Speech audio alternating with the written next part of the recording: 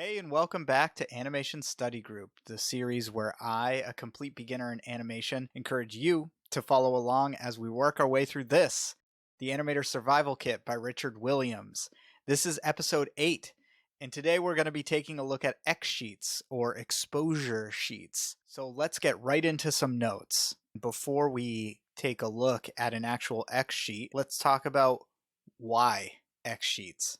X sheets are a tool that seem to mostly be for organizing your exposures in a traditional animation workflow. What you're looking at on the screen is a multi-plane camera rig for traditional animation. You've got multiple layers of transparent plexiglass in a rack where you're going to layer your drawings, and then you've got the camera up above. Each time that camera takes a picture, you've got a new exposure or a new frame of animation. That's a lot of moving pieces for one exposure, so in comes the X sheet. In the book, Richard Williams admits that the first time he saw an X sheet, it almost turned him off of animation entirely. And I have to admit that it did pretty much the same for me. I hit this section in the book, and I thought now's as good a time as any to turn around and forget about wanting to learn how to animate. It really killed my momentum. It's not exciting looking and it's a little bit daunting. But when you break it down, it's really pretty self-explanatory and it's just a tool for organization.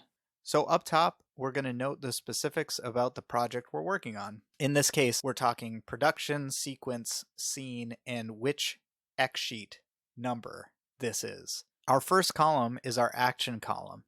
Each row represents a frame. So if you've timed out the actions in your animation, you're going to notate which row or which frame the action starts and which row or which frame the action stops. And that's ultimately going to help you line your drawings up in the right order. In the dialogue column, you're going to note details about pre-recorded dialogue that you might be syncing your animation up to, or maybe even beats to music that your animation needs to move with. This is going to help you visually see how your actions should line up with your audio.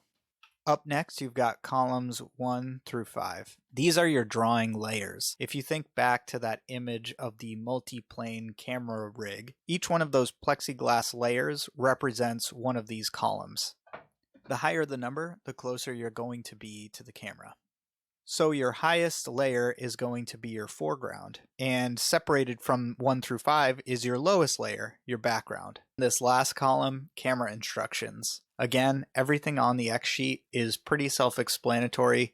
Your camera instructions are where you're going to note how the camera should be positioned for each exposure. If you want your camera to have motion across your frames, you're going to indicate which row you want to start that motion and which row you want that motion to end. For example, if you'd like your camera to pan right to left or left to right, you would indicate which row or frame you'd like that panning motion to start and which row you'd like that panning motion to end. You might note specifically what you would like the camera to pan to as well. You could use this column to plot out a zoom in or a zoom out as well, or a jump cut. Any camera motion, really. Ultimately, each row represents all of the pieces that go into one frame of animation. And that's a lot of separate parts, and you want to make sure that each part is lined up appropriately to get the right exposure. It took me a while to figure out how exactly I was going to show the X sheet in practice. Ultimately, I decided on this. The program I use is called opentoonz. opentoonz seems to be designed to emulate the traditional animation process, so it actually has X sheets baked in. What I'm going to do is take the animation from the last exercise, add a background, and add some camera motion. Then we can take a look at the X sheet that results from that animation and look at how each part of the X sheet relates to the animation on the screen.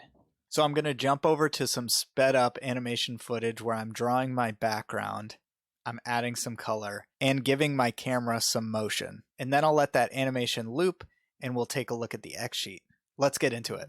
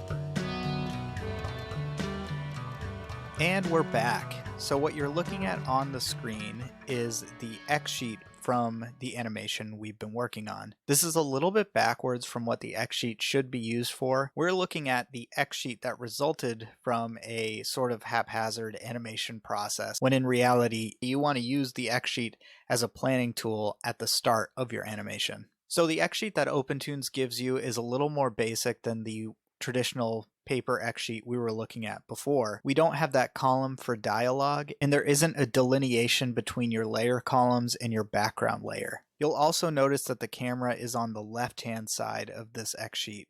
But ultimately, this is doing the same thing that the other X sheet was doing. It's showing you how the components of each row line up to produce each individual exposure. One feature of the X sheet that I forgot to bring up before is that each darker line actually represents 1 foot of film, a physical foot of film. So that really shows you that this harkens back to the traditional process where you're taking an exposure of each frame.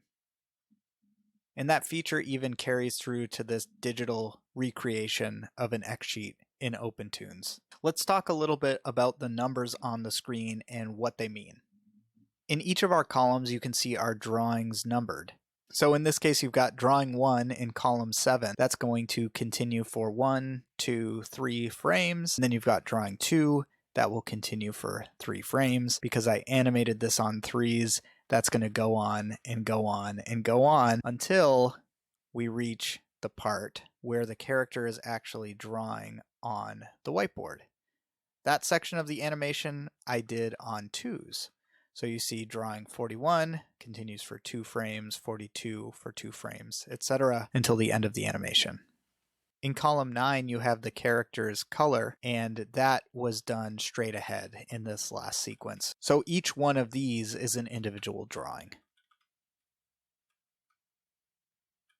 If we go over to the columns toward the left, we've got our background color, and the lighting for the table with the plants on it. Those drawings never change throughout the entire animation. They stay the same. So it's just one drawing. And that line indicates that for each exposure, that drawing will be exactly the same. Now let's take a look over at the camera column. I set my camera settings to the resolution of portrait mode on your cell phone, so that I can post the end result of this exercise as a short for fun. And that meant that the scene was too wide for the camera itself. So I had to add some camera motion to this animation. Over on the left, you can see keys on a few different frames throughout our X sheet. Those keys indicate keyframes, and opentoonz is able to automate motion between different keyframes. In the case of the camera column, we're talking about camera positioning. So in this animation, our camera is going to pan from right to left, and it's going to line up with the character for each of the key poses that we set up in the last exercise. On frame 19, our character takes its first step, and our camera is going to pan from right to left until the character stops moving. So that motion kind of looks like this. The camera starts moving again after frame 72. It's going to lift up to the character's full standing height so that the character doesn't extend out of frame. On frame 79, the character starts walking again, and the camera is going to continue panning left until the character stops walking. Then on frame 118 or exposure 118, the camera sort of settles in with the character's final standing position. Let's take a look at what the end result looks like altogether.